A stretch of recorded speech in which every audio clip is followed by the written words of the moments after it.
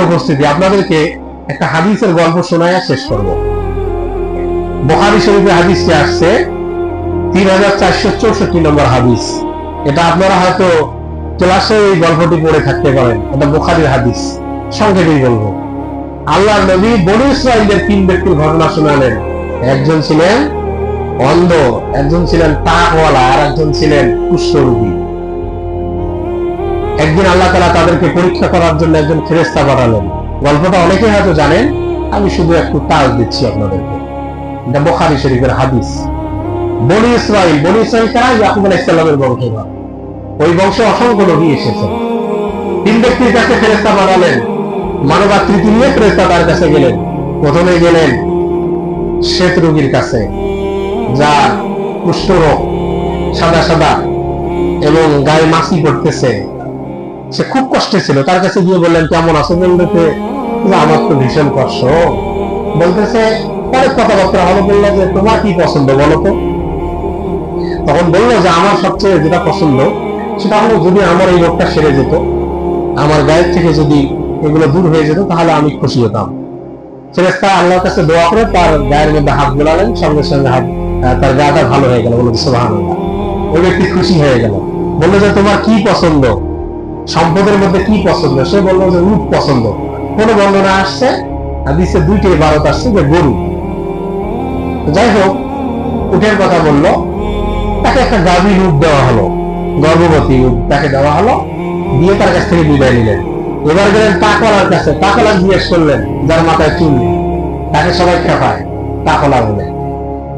যার মাথায় চুল নেই তাকে স্বাভাবিকভাবে মানুষ একটু খেপায়। বললো, কি সমস্যা? বললো যে, আমার মাথায় চুল হলে ভালো হতো। মাথা হাত বোলালেন, চুল হয়ে গেল। দীর্ঘ ঘটনা, একেবারে সংক্ষিপ্ত করে বলতেছি। বললো, তোমার কি সম্পদ পছন্দ? সে বললো, একটা গরু হলে ভালো হয়। একটা গর্ভবতী বা গাভীর গরু তাকে দেওয়া হলো। দিয়ে চলে গেলেন ফেরেশতা। দোয়া করলেন যে, আল্লাহ তোমার এখানে বরকত দান করুন।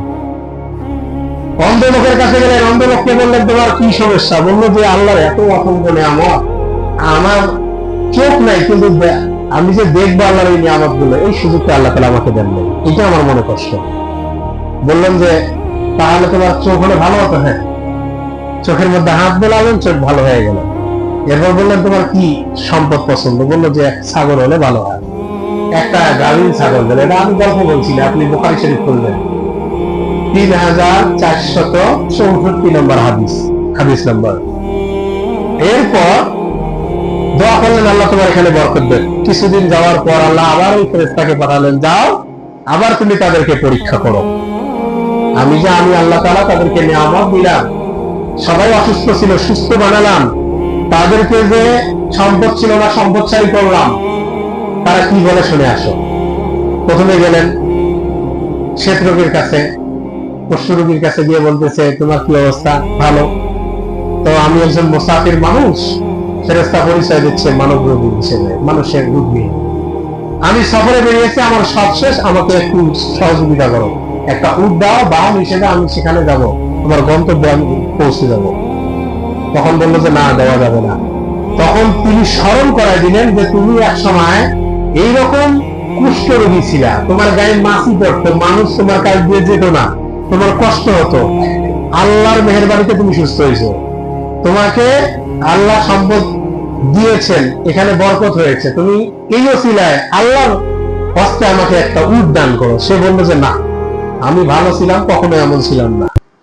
আর আমি এই সম্পদ গুলো পেয়েছি আমার প্রত্যেক সূত্রে, আমার বাপ দাদার সূত্রে আমি পেয়েছি। ফেরেশতা বলল, তুমি যদি মিথ্যাবাদী হও, তাহলে তুমি আগের মতো হয়ে যাও।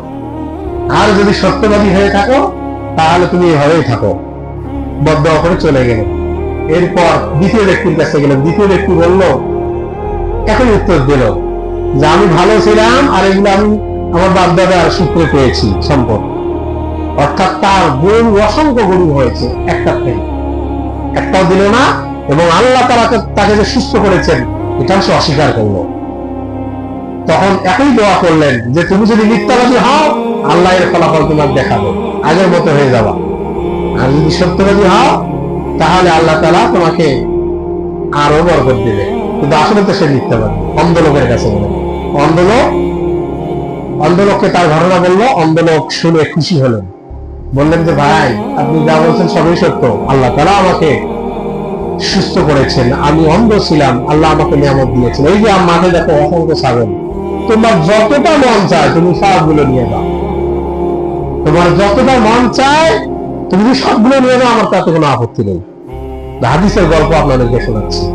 শেষ পর্যন্ত ফেরেশতা বলল, আমার মাকসাদ এটা নয়, আমি আল্লাহর পক্ষ থেকে এসেছি পরীক্ষা করার জন্য, আল্লাহর পক্ষ থেকে এসেছি।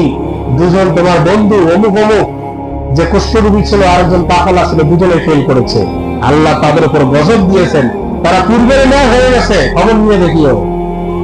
আর তুমি যে আল্লাহর কৃতজ্ঞতা আদায় করলা, তুমি যে আল্লাহর দেওয়া সম্পদ আল্লাহর রাস্তায় ব্যয় করতে চাইলা, এতে আল্লাহ সন্তুষ্ট হয়েছে তোমার উপর, আর সম্পদকে আল্লাহ তোমার বাড়াই দিলেন, বলে সুবহানাল্লাহ। সম্মানিত হাজিরিন, এই হাদিসের গল্প থেকে অনেক শিক্ষা আছে। আল্লাহ তাআলা নিয়ামত যা দেন, সুস্থতা একটা আল্লাহর নিয়ামত, যখন অসুস্থ হবেন তখনও বুঝবেন কতটা সুস্থতার নিয়ামত। এই জন্য রাসূল বলছেন যে নিয়ামাতানে কাসীর মাগবুনুন, দুটো নিয়ামতের ব্যাপারে মানুষ উদাসীন, একটা সিহা ওয়াল ফারাগ, একটা হলো সুস্থতা আর অবসর।